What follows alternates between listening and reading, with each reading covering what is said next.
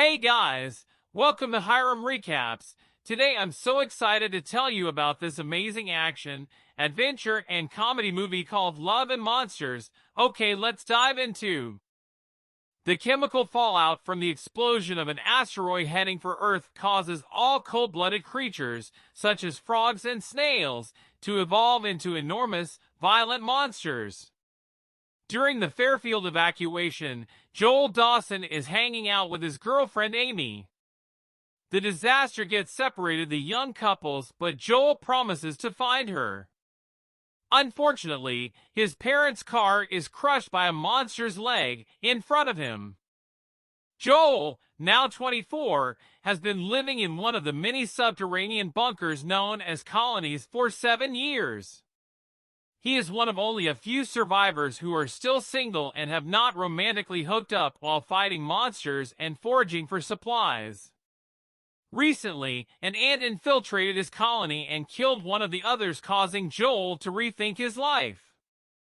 He decides to embark on a mission to reconnect with his girlfriend so that he does not die alone. Despite their fears about what might happen if they let him leave the safety of their bunker again, the other survivors give him a map and crossbow so that he can attempt this dangerous journey.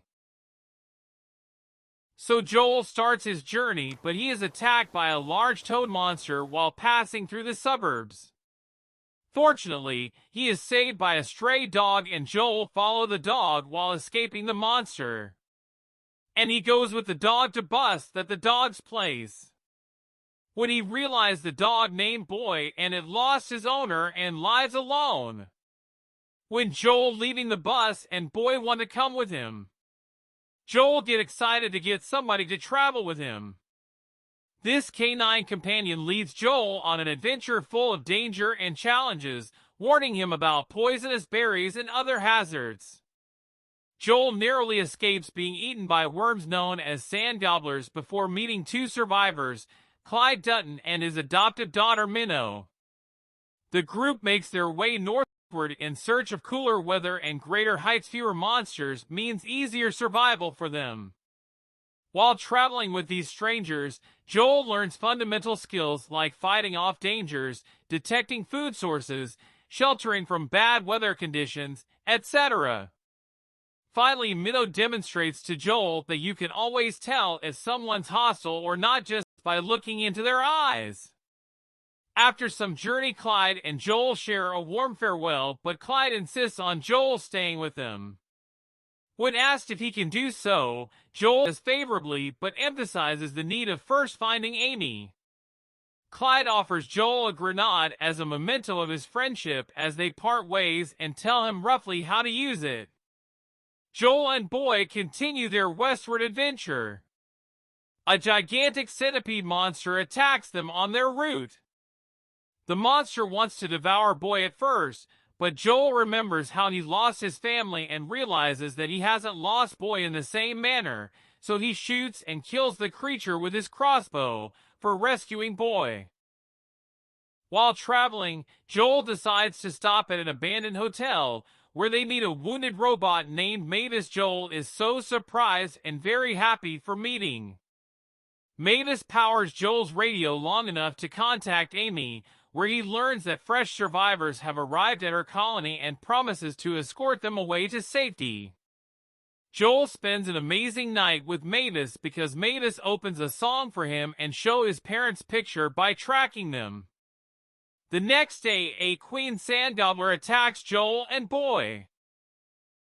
They run and hide from it, but Boy barks because he loses his owner Cloth. Then the monster reveals their location, come to attack them.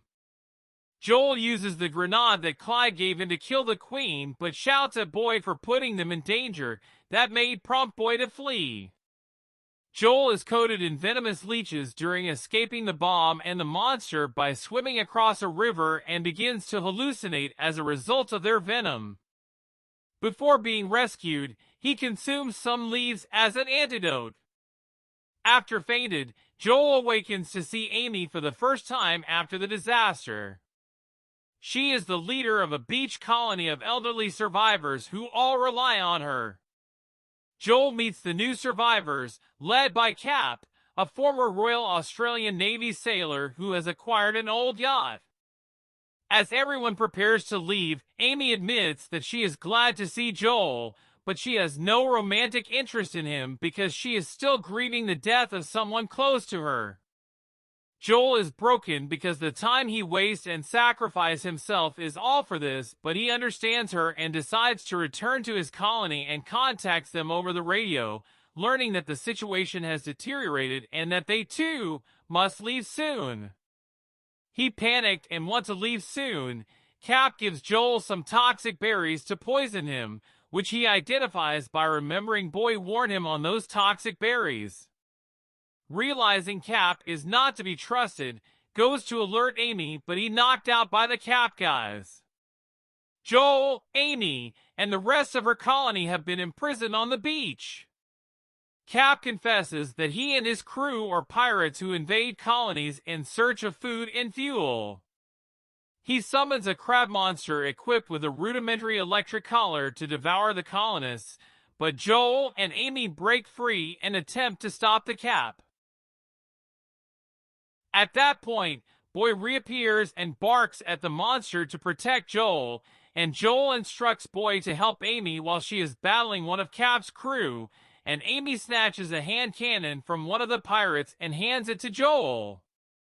Joel is ready to kill the crab when he realizes, as Minnow tell him, that not all the monster is not aggressive and he can know that by looking to their eyes, therefore he uses the cannon to shatter the collar to free the monster. Then the crab leave Joel and go to wreck the yacht, consuming Cap and the pirates. Finally, after surviving the monster and Cap's trap, Joel advises Amy and her colony to travel north. Joel and Amy have a romantic farewell kiss, and Amy pledges to find him.